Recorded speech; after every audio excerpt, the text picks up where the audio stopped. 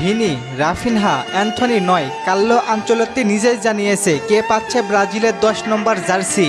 বিশ্বকাপ বাছাই পর্বের জন্য 25 সদস্যের স্কোয়াড ঘোষণার পর থেকেই অনেক আলোচনা হচ্ছে ব্রাজিল দলে কাকে দিচ্ছেন 10 নম্বর জার্সি। কে 10 নম্বর জার্সি পরে নেইমারের অভাব পূরণ করবেন। দীর্ঘদিন ধরে 10 নম্বর জার্সির মালিক নেইমার হলেও এবার সময় এসেছে নেইমারের থেকে 10 নম্বর জার্সি নেওয়ার।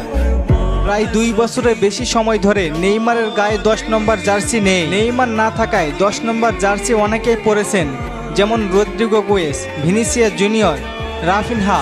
নেইমার না থাকায় প্রত্যেক ম্যাচে 10 নম্বর জার্সি নিয়ে আলোচনা হয়, কিন্তু এইবার ইনজুরির কারণে দল থেকে বাদ পড়েছেন ইয়েলো কার্ড খাওয়ার কারণে।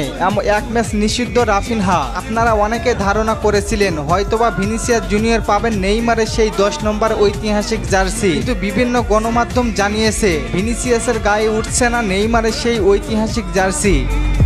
বিভিন্ন গণমাধ্যমের মতে ব্রাজিলের 10 নম্বর জার্সি পাচ্ছেন আন্দেস পেরেইরা।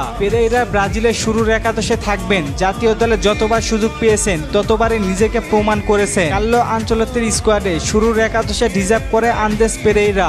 গোল করা, অ্যাসিস্ট করা, কর্নার কিক সবকিছুই বেশ স্মুথভাবে করতে পারেন আন্দেস পেরেইরা। এতদিনে মনে হয় যোগ্য প্লেয়ারের গায়ে 10 নম্বর জার্সি পরতে যাচ্ছে।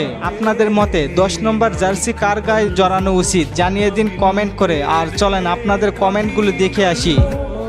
রাহুল ভাই প্রশ্ন করেছেন সান্তোসের পরবর্তী ম্যাচ কবে? ভাই জুন মাসের 2 তারিখে। সাদি ভাই প্রশ্ন করেছেন ব্রাজিলের পরবর্তী 2 ম্যাচের ক্যাপ্টেন কে? ভাই ক্যাশমিরও হবেন। গোলাম রব্বানি ভাই প্রশ্ন করেছেন ব্রাজিলের 1 ম্যাচ জিততে পারলে বিশ্বকাপ খেলতে পারবে?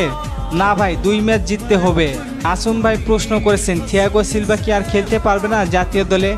না ভাই, তার অনেক বয়স হয়েছে। ধন্যবাদ সবাইকে প্রশ্ন করার জন্য। আর ফুটবলকে নিয়ে নতুন কোনো প্রশ্ন থাকলে কমেন্ট করতে পারেন, পরবর্তী ভিডিওতে রিপ্লাই করব। ধন্যবাদ।